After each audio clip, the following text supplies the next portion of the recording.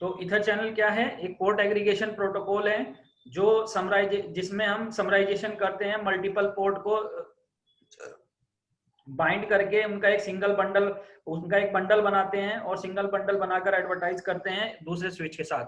देखो एक तरीके से सिंपल लैंग्वेज में अगर मैं आपको कहूं कि ईथर चैनल यानी पोर्ट एग्रीगेशन जो प्रोटोकॉल है, ये प्रोटोकॉल एसटीपी प्रोटोकॉल के अगेंस्ट काम करता है जाकर, ठीक है ना? कैसे करता है अगेंस्ट काम उसके, एसटीपी के? जैसे देखो स्विच 1 और स्विच 2 से हमने 4 लिंक से कनेक्शन बना रखे हैं, लेकिन इन कनेक्शन के अंदर सिर्फ एक ही लिंक मेरा ऑन है और बाकी 3 ब्लॉक हैं। यहां पर हमारा STP protocol by default run कर रहा है तीनों स्विच में। तो एसटीपी का बिहेव क्या होता है? एसटीपी का बिहेव होता है कि अगर 2 स्विच मल्टीपल लिंक से आपस में कनेक्ट हैं तो उस केस में ब्रॉडकास्ट स्टॉर्म बन सकता है और लूप अननेसेसरी लूप जनरेट होगा और जो आपकी टोपोलॉजी को चॉक कर देगा। तो इस चीज को देखते हुए एसटीपी यहाँ पर क्या करता है, जब 2 स्विच मल्टीपल लिंक से आपस में कनेक्ट होते हैं तो उन लिंक में से सिर्फ एक लिंक को अप करता है और बाकी सभी लिंक को ब्लॉक कर देता है ना, ब्लॉकिंग स्टेट में ले जाता है। तो यहाँ पर एसटीपी ने देखो क्या कर रखा है, स्विच 1 से स्विच 2 के अगर हम कनेक्शन देखें तो सिर्फ एक लिंक ऑन है, बाकी 3 लिंक हमारे ब्लॉक हैं ताकि लूप ना बने अगर ब्रॉडकास्ट पैकेट आए तो।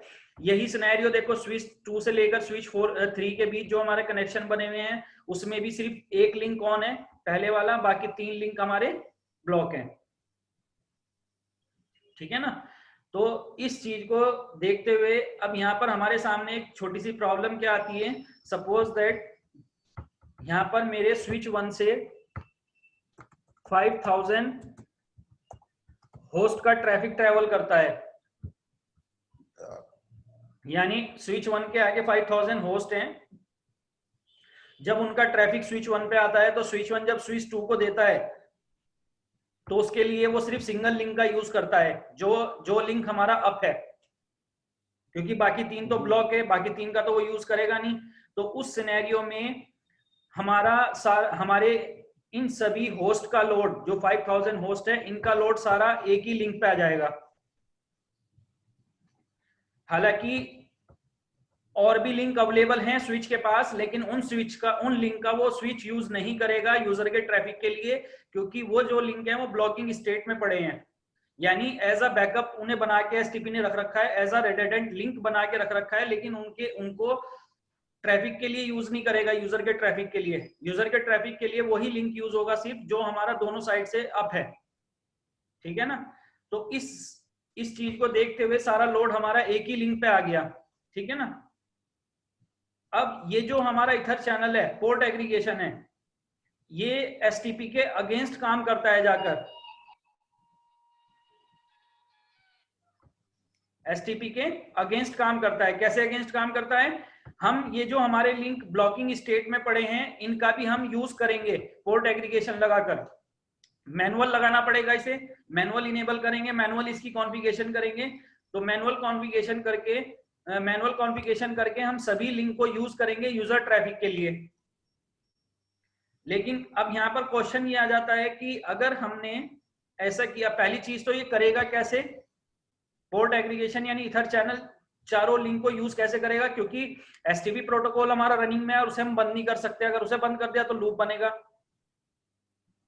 तो एसटीपी के चलते चलते पोर्ट एग्रीगेशन लगाकर हम कैसे लिंक को अप करेंगे, उसके लिए पोर्ट एग्रीगेशन के अंदर हम क्या करेंगे, इन चारों लिंक को एक बंडल बनाएंगे, है ना, और इन चारों लिंक को एक बंडलिंग करेंगे और चारों लिंक को मिलाकर एक सिंगल लिंक बना देंगे वर्चुअल। जैसे स्विच 1 के 4 इंटरफेस है, 0x1, 0x2, 0x3, 0x4। तो 4 लिंक है स्विच के पास, इन चारों लिंक को मिलाकर वर्चुअली एक लिंक बना दिया PO1 नाम से लिंक बना दिया, ठीक है ना? अब एसटीपी को जो नजर आएंगे ये इंडिविजुअल 4 लिंक नजर नहीं आएंगे, उनकी जगह के सिंगल PO1 लिंक नजर आएगा। एसटीपी को लगेगा कि ये 4 लिंक नहीं है, ये एक सिंगल लिंक है, तो इस पर वो कोई एक्शन नहीं लेगा। लेकिन इसके इंटरनल स्ट्रक्चर के अंदर हमने 4 लिंक ऐड किए हैं, तो एसटीपी को एक तरीके से हम मतलब एसटीपी के अगेंस्ट जाकर हम काम करेंगे और एसटीपी को ये बताएंगे ये 4 इंटरफेस नहीं है, ये सिंगल इंटरफेस है, तो उस केस में एसटीपी इस पे डिसीजन नहीं लेगा और ये चारों लिंक हमारे ऑन हो जाएंगे।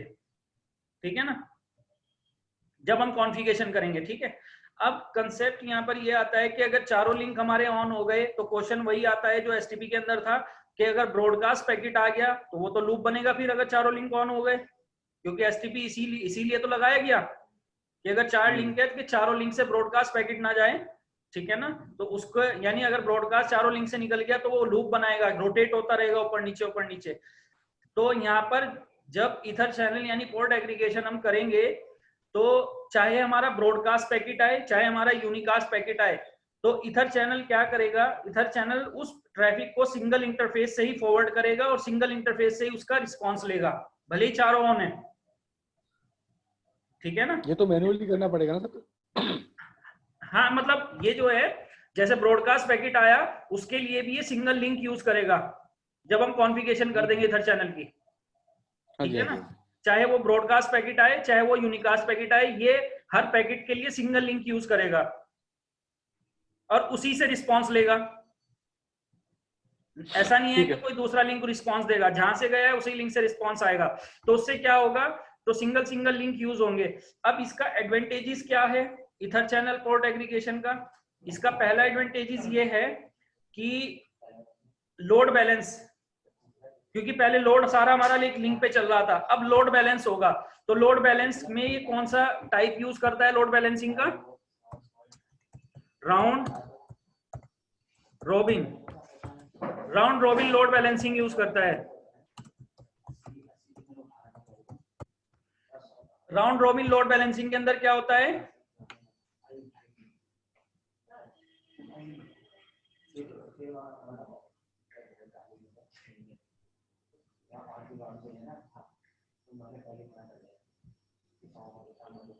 राउंड रोबिन लोड बैलेंसिंग के अंदर क्या होगा, 1 2 3 1 2 3 ऐसे। हाँ, बिल्कुल। अगर 4 पैकेट आ रहे हैं, 4 यूजर का ट्रैफिक आ रहा है, तो पहले यूजर का ट्रैफिक पहले लिंक से, दूसरे यूजर का ट्रैफिक दूसरे लिंक से, तीसरे का तीसरे, चौथे का चौथे, पांचवे का फिर पहले। तो जितने लिंक हमारे कनेक्टेड रहेंगे राउंड रोबिन लोड बैलेंसिंग करेंगे। ठीक है,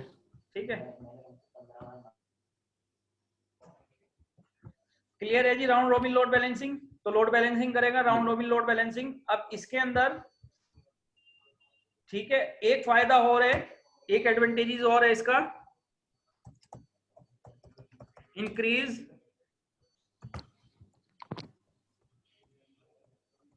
बैंडविड्थ।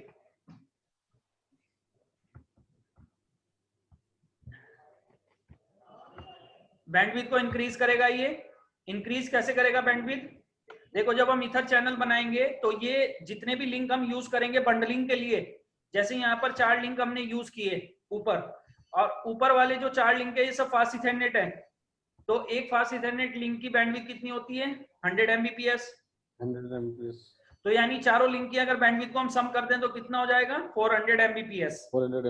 और नीचे वाले भी 4 लिंक है, इनके भी 400 Mbps।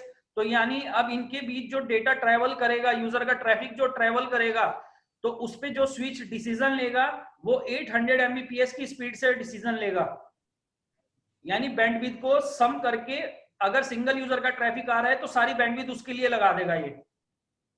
अच्छा, ठीक है ना, तो ये इंक्रीज कर देता है बैंडविड्थ को, इसका दूसरा फायदा। ठीक है ना, ये सारी चीजें आपने इसमें थ्योरी में लिख रखा है, आपने भी जो लिखा है थ्योरी, इसका IEEE स्टैंडर्ड है। IEEE स्टैंडर्ड देखो लिखा होगा इसमें, कहाँ लिखा है? 802.3AD।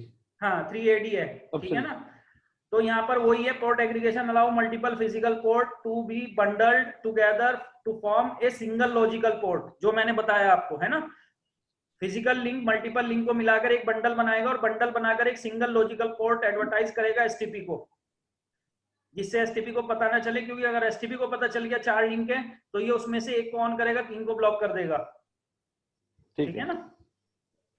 The switch and STP will treat the bundle port as a single port, यानी जो एसटीपी है वो कैसे ट्रीट करेगा उसे कि 4 पोर्ट नहीं है, ये सिंगल पोर्ट है, जैसे PO1 में भी मैंने बताया है ना, अपने आप बनाएगा ये। Eliminating the possibility of switching loop, either ether channel support fast giga 10 giga Ethernet port, यानी इथरनेट लिंक नहीं चलेंगे खाली इसमें, फास्ट इथरनेट मिनिमम चाहिए आपको। फास्ट इथरनेट चल जाएगा लिंक आपका बंडलिंग करने के लिए, और गीगाबिट चाहिए आपको, और 10 गीगा का चल जाएगा, ठीक है ना। अब maximum 8 active port support in a single ether channel, यानी आप कितने पोर्ट ऐड कर सकते हो एक सिंगल इथर चैनल में। जैसे मैंने यहाँ पर देखो 4 लिए हैं, तो मैं मैक्सिमम 8 ले सकता हूं, है ना, बंडलिंग के, यानी 8 ऊपर हो गए 8 नीचे हो गए, तो 16 हो गए टोटल, ठीक है ना। तो मैक्सिमम 8 पोर्ट हम एक इथर चैनल में रख सकते हैं। If the port are operating in full duplex the maximum bandwidth support is added. Full duplex half duplex का सिनेरियो ये है, अगर एक साइड फुल डुप्लेक्स है तो दोनों साइड फुल डुप्लेक्स होना चाहिए स्विच के, यानी एक लिंक अगर फुल डुप्लेक्स है तो सारे लिंक हमारे फुल डुप्लेक्स में होने चाहिए जितने भी आप बंडल के अंदर ऐड करोगे, ठीक है ना। इसका पहली कंडीशन। दूसरी कंडीशन, जो आपके लिंक है वो सीक्वेंस में होने चाहिए बंडलिंग करने के लिए। सीक्वेंस का मतलब क्या है यहाँ पर, जैसे मैंने देखो यहाँ पर स्विच 1 पे जो इंटरफेस लिए हैं 1 से लेकर 4 तक लिए हैं, तो सीक्वेंस है ये। बंडलिंग करने के लिए आपके लिंक सीक्वेंस में होने चाहिए, जैसे नीचे वाले स्विच पे भी हमने लिंक जो लिए हैं सीक्वेंस में लिए हैं। आपकी जो बंडलिंग है वो इस तरीके से नहीं होगी कि 2 लिंक आपने ले लिए, एक ले लिया 0/1 0/2, फिर तीसरा ले लिया आपने 0/5 0/6, तो ये अलग अलग हो गए, सीक्वेंस नहीं रहा। तो इसमें आप 2 बंडलिंग कर सकते हो अलग अलग, लेकिन इसकी सिंगल बंडलिंग नहीं होगी, यानी जो इंटरफेस आप बंडल में रखोगे इथर चैनल में बताओगे वो सीक्वेंस में होने चाहिए। और मिनिमम 2 लिंक इथर चैनल में ऐड कर सकते हो, मैक्सिमम 8 लिंक आप ऐड कर सकते हो, यानी 8 पोर्ट आप लगा सकते हो। The maximum number of supported ether channel on a single switch is platform depending most support up to 64,128। इतने इथर चैनल तक आप बना सकते हो, यहाँ तक आपकी वैल्यू जा सकती है, ये वैल्यू यहाँ तक वैल्यू आप यूज कर सकते हो इथर चैनल में 64,128। जैसे ही ARP में AS नंबर होता था 65,535, बट सारे AS नंबर हम यूज नहीं करते थे, उसमें से सिंगल यूज करते थे। तो इसी तरह इसमें भी रेंज है कि 1 से लेकर 64,128 तक है, इसमें से जो वैल्यू आप लेना चाहो वो ले सकते हो, ठीक है ना। Implementing of ether channel is accessing port providing the increased bandwidth redundancy to host device such as server। ये मैंने आपको बता ही दिया, बैंडविड्थ को इंक्रीज करेगा, रेडिडेंसी भी प्रोवाइड कराएगा, एक लिंक डाउन हुआ तो दूसरे लिंक पे ट्रैफिक चला जाएगा। Ether channel work two port aggregation protocol. अब ये जो हम बंडलिंग करेंगे इसके लिए 2 प्रोटोकॉल बनाए गए हैं, एक है PAGP एक है LACP। PAGP क्या है, सिस्को प्रोप्राइटरी है, सिस्को का प्राइवेट प्रोटोकॉल है जो सिर्फ सिस्को के स्विच पे चलेगा। LACP क्या है, ओपन स्टैंडर्ड प्रोटोकॉल है, ओपन स्टैंडर्ड IEEE ने से बनाया है, तो IEEE स्टैंडर्ड है इसका 802.3 AD, याद रखना ये, है ना। तो दोनों ही प्रोटोकॉल देखो, अब दोनों प्रोटोकॉल इसके लिए 2 मैकेनिज्म का यूज करते हैं। एक जैसे PAGP जब बंडलिंग करेंगे तो PAGP जो यूज करेगा 2 मैकेनिज्म लगाएगा बंडलिंग करने के लिए, डिजराइबल और ऑटो, इनका यूज अभी बताता हूं मैं। और इसी तरह LACP भी 2 मैकेनिज्म लगाएगा, एक्टिव और पैसिव। तो इनका सिनेरियो समझ लो क्या है। सपोज दैट हमने स्विच 1 और स्विच 2 के बीच PAGP प्रोटोकॉल लगाया और PAGP के थ्रू हमने बंडलिंग करी, ठीक है ना। तो यहाँ पर हमने क्या लगाया, PAGP प्रोटोकॉल लगाया। तो PAGP प्रोटोकॉल के अंदर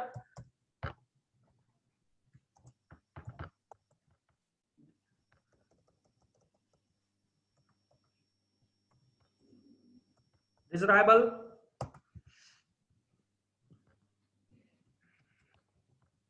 ऑटो, या फिर आप डिजराइबल भी ले सकते हो, डिजराइबल।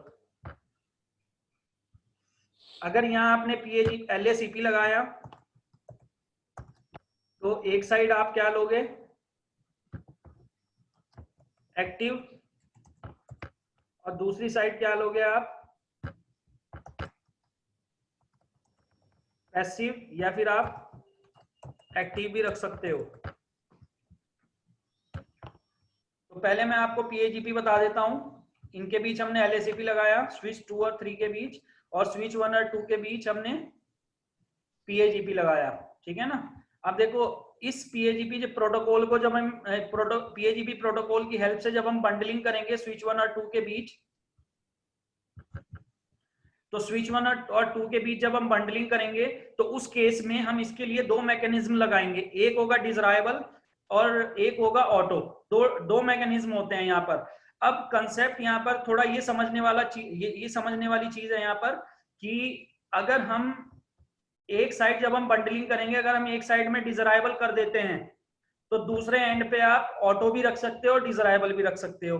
तो इन दोनों का यूज समझ लो, इन दोनों का वर्क समझ लो क्या है। जैसे डिजरायबल का मतलब है ये जिस साइड आप डिजरायबल इनेबल करोगे तो डिजरायबल वाला साइड वाला जो स्विच होगा, यहाँ पर जो पोर्ट एग्रीगेशन प्रोटोकॉल होगा वो क्या करेगा, एक फॉर्म जनरेट करेगा और फॉर्म जनरेट करके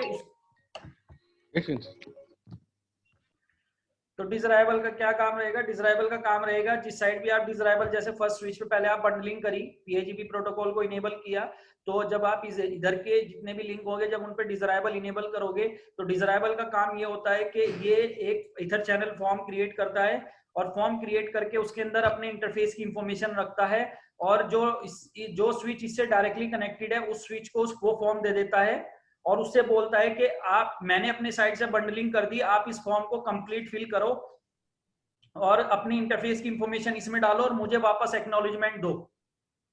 ठीक है ना। यानी यहाँ पर डिजरायबल क्या कर रहा है, डिजरायबल क्या कर रहा है, फॉर्म जनरेट कर रहा है और उसके अंदर अपनी इथर चैनल जो फॉर्म है वो जनरेट कर रहा है, क्रिएट कर रहा है, उसके अंदर अपनी इंफॉर्मेशन भर रहा है और नेबर स्विच यानी जिसके साथ वो बंडलिंग करेगा इधर चैनल की, उसे वो दे रहा है फॉर्म और उसे बोल रहा है कि कंप्लीट करके मुझे एक्नॉलेजमेंट दो इसका कि आप कौन कौन से लिंक यूज कर रहे हो।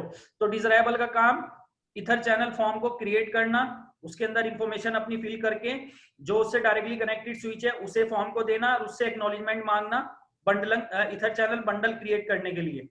ठीक है ना। अब यहाँ पर अगर मैंने ऑटो रखा, अब ऑटो का काम समझ लो।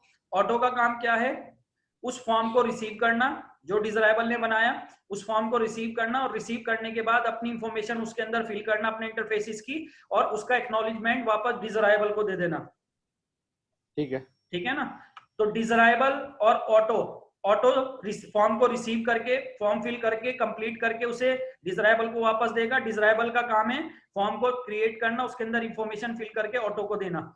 अब डिजरायबल यहाँ पे दोनों काम करता है। अगर मैं दूसरी साइड डिजरायबल भी कर दूं तो भी कोई दिक्कत नहीं है। तो डिजरायबल यहाँ पर रिसीविंग का काम करेगा और रिसीव करके वापस उसे एक्नॉलेजमेंट देगा बंडल का। डिजरायबल दोनों काम करेगा, फॉर्म को क्रिएट भी करेगा और रिसीव करके फॉर्म फिल करके वापस डिजरायबल को भी दे सकता है। तो अगर मैं दोनों साइड डिजरायबल कर दूं तो हमारा बंडलिंग इथर चैनल की क्रिएट हो जाएगी। अगर मैं एक साइड डिजरायबल एक साइड ऑटो कर दूं तो भी क्रिएट हो जाएगी। लेकिन अगर मैं एक साइड और दोनों साइड में ऑटो कर दूं तो हमारी बंडलिंग क्रिएट नहीं होगी, ये ध्यान में रखना। ठीक है, ठीक है ना। जैसे मैं यहाँ पे लिख देता हूं, देखो एक साइड मैंने डिजरायबल कर दिया,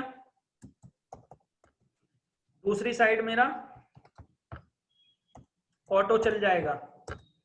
एक साइड मैंने डिजरायबल कर दिया, दूसरी साइड भी मैंने डिजरायबल कर दिया तो भी चल जाएगा कनेक्शन।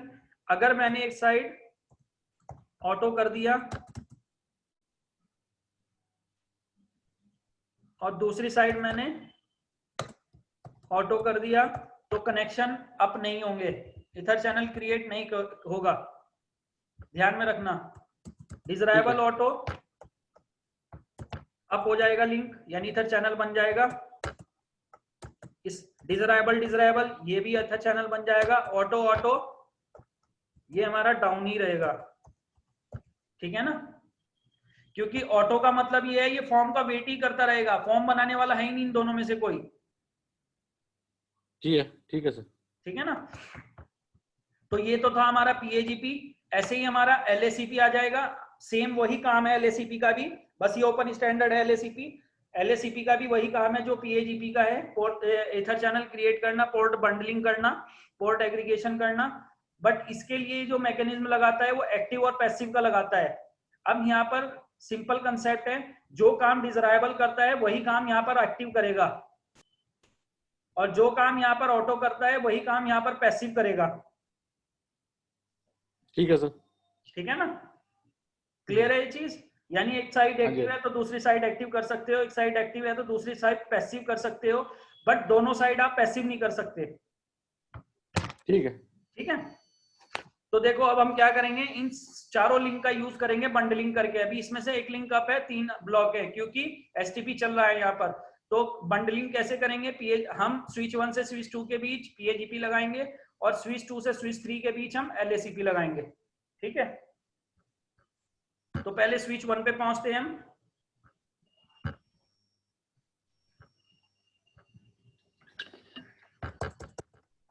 इनेबल कॉन्फिग टी में जाएंगे, ये स्विच 1 है, होस्ट नेम लगा देता हूं मैं इसमें SW1, ठीक है ना।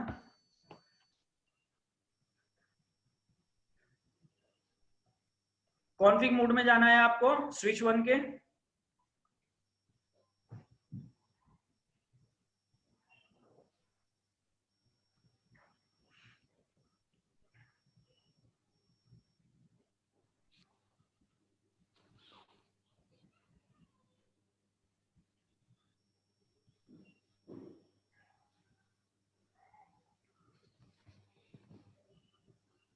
ठीक है, तो कैसे, स्विच 1 पे जाकर अभी मुझे पीएजीपी प्रोटोकॉल इनेबल कॉन्फिग मोड में जाना, कॉन्फिग मोड में जाकर कमांड चलाना, ईथर चैनल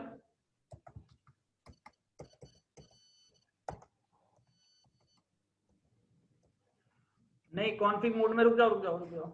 कॉन्फिग मोड में जाकर आप देखो स्विच 1 पे कौन से इंटरफेस यूज कर रहे हो बंडलिंग के लिए, 0/1 से लेकर 0/4 तक। तो इंटरफेस में जाना है आपको, INT रेंज चारों पे एक बार में चले जाना, FA 0/1 से लेकर 4 तक।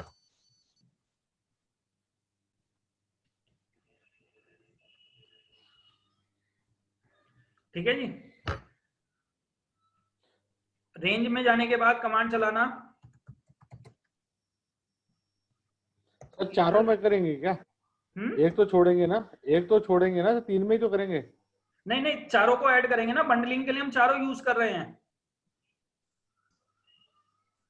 यानी बंडल में हम चारों लगाएंगे। अगर चारों नहीं लगाओगे आप तो इसमें क्या होगा कि जिस 3 लिंक को बंडलिंग के लिए यूज करे वो सिर्फ 3 ही होंगे, चौथा वो पार्टिसिपेट ही नहीं करेगा इसके अंदर। तो वो तो सर एक्टिव, वो तो एक्टिव है ना वो वाला। देखो सिंपल कंसेप्ट है, जब जिन बंडलिंग के लिए हम जितने इंटरफेस लेंगे, तो जितने इंटरफेस में हम इसका आउटपुट देखना चाह रहे हैं उन सभी इंटरफेस को ऐड करेंगे इसके अंदर बंडलिंग के अच्छा, लिए, भले ही वो लिंक अप है चाहे ब्लॉक है, कोई सा भी है, ठीक वो है। सारे इंटरफेस ऐड करेंगे इसमें, है ना।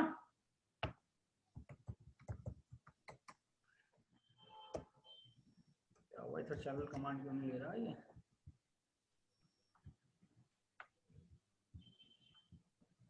ओ, कमांड चलेगी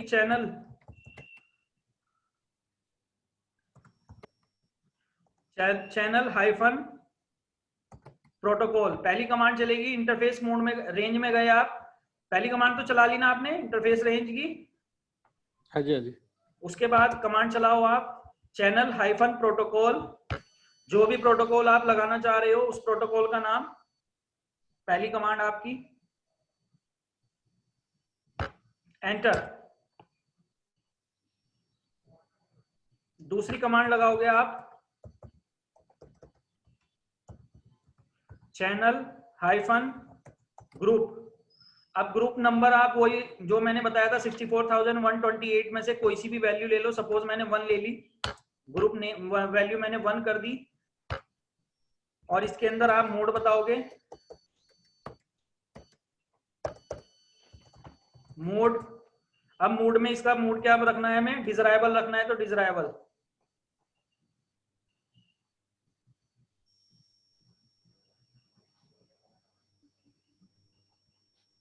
दूसरी कमांड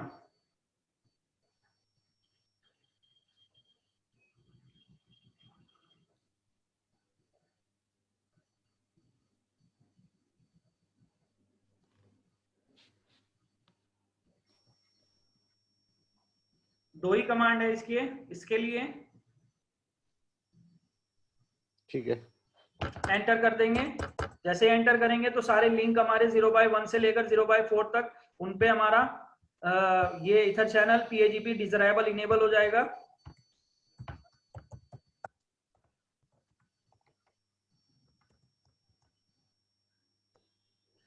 कंट्रोल ZWR, स्विच 1 की कॉन्फ़िगरेशन कंप्लीट। स्विच 2 पे पहुंचो।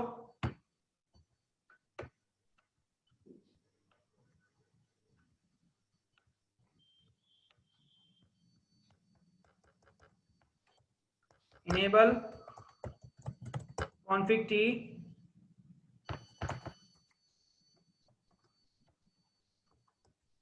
कॉन्फ़िग T में जाकर रेंज, अब इसके लिए देखो कहां, यहां पर भी 1 से लेकर 4 तक हम सीक्वेंस में यूज कर रहे हैं इंटरफेस। तो INT रेंज FA 0/1 से लेकर 4 तक। पहली कमांड क्या चलाओगे आप? Channel hyphen protocol PAGP।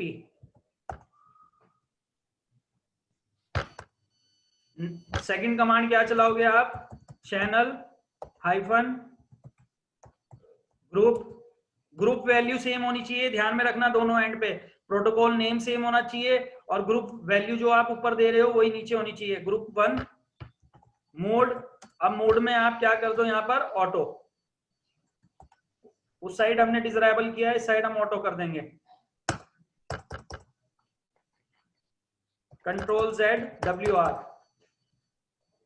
देखो चारों लिंक हमारे डाउन हो गए, चारों लिंक डाउन हुए। अभी थोड़े टाइम रुको, देखो अभी ये चारों अप हो जाएंगे हमारे। अभी बंडलिंग क्रिएट हो रही है।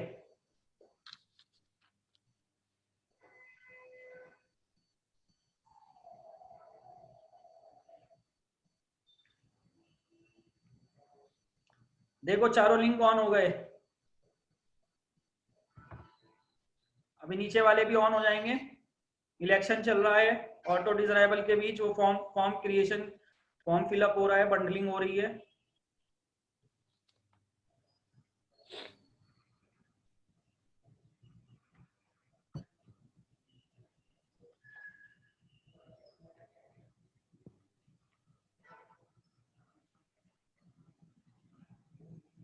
देखो चारों अप हो गए,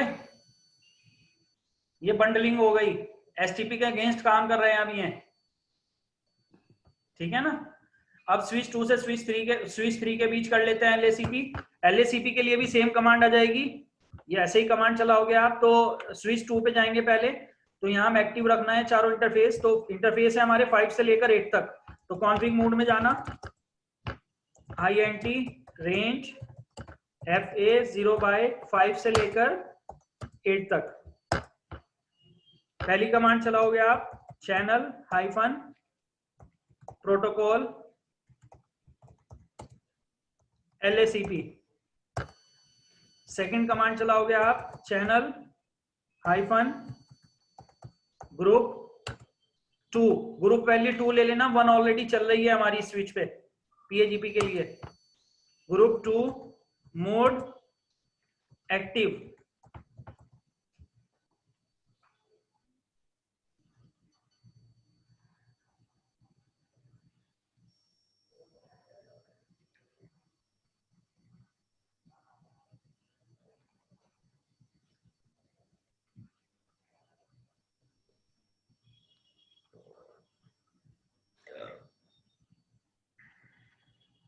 ठीक है सर। ठीक है, एंटर कर देंगे, कंट्रोल ZWR। स्विच 3 पे पहुंचेंगे,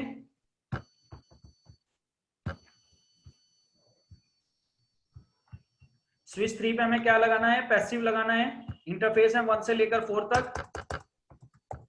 enable config T, host name switch 3। Command चलेगी INT रेंज FA 0/1 से लेकर 4 तक। कमांड चलेगी channel hyphen protocol, channel hyphen protocol आपका आ जाएगा LACP।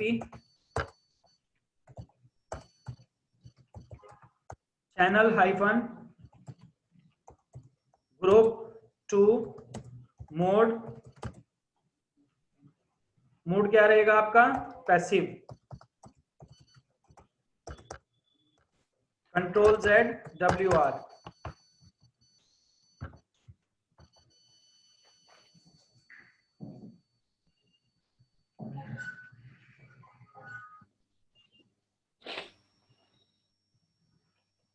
इलेक्शन चल रहा है देखो 2 से 3 के बीच LACP का,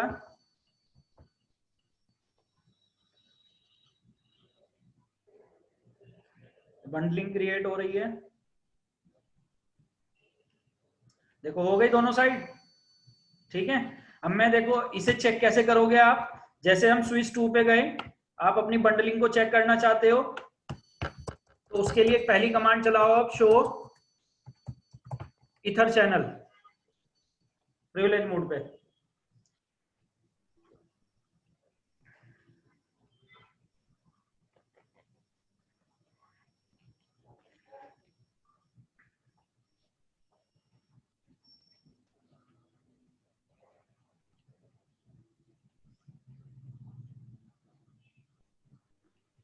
एंटर। देखो जरा ग्रुप वन आपका क्या चल रहा है, प्रोटोकॉल PAGP प्रोटोकॉल चल रहा है, मैक्सिमम 8 पोर्ट ले सकते हो आप। आपने कितने पोर्ट यूज किए हैं अभी करंट में, 4 इंटरफेस यूज कर रहे हो आप, ठीक है ना। इसी तरह हमारा ग्रुप 2 है, ग्रुप 2 में भी PAGP चल रहा है, इसमें तो LACP लगाया हमने ग्रुप 2 में। यहाँ पे भी 4 पोर्ट दिखा रहा है, एक और कमांड लिख लो इसकी, उसमें पूरी डिटेल आ जाएगी आपकी, show ether channel summary, 2 command है इसकी, उसमें LACP दिखा देगा आपको, शो ईथर चैनल समरी। देखो जो समरी कमांड चलाओगे इसके अंदर देखो आपको दिखा रहा है, वो जो मैंने वर्चुअल बताया था ना आपको, वर्चुअल इंटरफेस बना देगा। देखो PO1 PO2 2 इंटरफेस बना दिए। PO1 में PO1 ग्रुप क्या है, ग्रुप 1 है PO1 का, PO2 का ग्रुप 2 है। PO1 जो है हमारा उसके ऊपर PAGP प्रोटोकॉल चल रहा है, और कौन कौन से इंटरफेस लिए हमने, 1 से लेकर 4 तक। और जो हमारा ग्रुप 2 है उसे PO2 इंटरफेस मिला वर्चुअली, प्रोटोकॉल हमारा LACP चल रहा है। और 4 इंटरफेस कौन से लिए हैं हमने, 5 से लेकर 8 तक, ठीक है। क्लियर है ये चीज? हाँ जी हाँ जी, ठीक है। तो इसका कंसेप्ट समझ गए क्या है ईथर चैनल का, पोर्ट एग्रीगेशन। हाँ जी हाँ जी, यानी पोर्ट की हमने समरी कर दी, यानी मल्टीपल पोर्ट को, फिजिकल पोर्ट को मिलाकर एक सिंगल इंटरफेस बना दिया। एक तरीके से STP के अगेंस्ट जाकर काम कर रहे हैं, बट इसका फायदा ये है लोड बैलेंसिंग हो जाएगी इससे, और सारा लोड हमारे सिंगल लिंक पे नहीं चलेगा। अब ट्रैफिक चाहे आपका यूनिकास्ट हो चाहे ब्रॉडकास्ट हो, सिंगल इंटरफेस से निकलेगा, सिंगल से ही वापस आएगा, ठीक है ना। क्लियर है ये चीज? हाँ जी हाँ जी। तो ये आपका स्विचिंग का लास्ट प्रैक्टिकल था। अब इसके बाद आपका IPv6 बचता है। कल में IPv6 करेंगे, कल और परसों 2 दिन चलेगा IPv6 आपका, थोड़ा बड़ा है IPv6, ठीक है ना। राउटिंग भी करेंगे उसमें, राउटर की कॉन्फ़िगरेशन भी करेंगे V6 पे, पहले उसकी थ्योरी पढ़ाऊंगा मैं आपको V6 की, और उसके बाद फिर जो आप VRF कह रहे थे VRF पढ़ाऊंगा आपको फिर, ठीक है ना। ठीक है, ठीक है, चलो क्लियर है ना ये ईथर चैनल? हाँ जी सर। चलो ठीक है, मिलते हैं।